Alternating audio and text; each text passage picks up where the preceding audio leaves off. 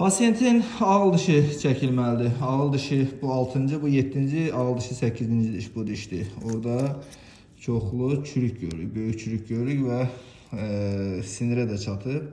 Rentgende de görsək, orada görərik ki, dişin ortası tamamen qaradır, tamamen sinirə çatmış formadadır və ağrıların olmağı qaçınılmazdır.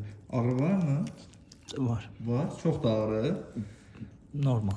Yəni çox... Diş çəkimdən qorxursunuz. Yox. Niyə qorxmursunuz ki, diş çəkdirəcəksiniz? Diş çəkdirib qorxmayan adam varmı? Əyri dişli çəkməyə başlayır. Ağrı var mı? Yox.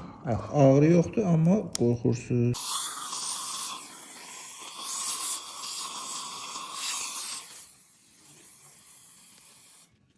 Diş tamamen çıxdı. Burada dişin çürümüş hissələri vardır. Belə var, bura qədər çürüyüb gedib sinirə çatır, bir fikir versək. Burada da sinir var da gedib sinirə çatır. Bu insana əzab verir, ağrı verir. Deyin görək, ağrı oldu mu? Yox, olmadı. Narahatlıq oldu mu? Heç bir narahatçılıq yoxdur. Qorxmağa dəyməz, hə?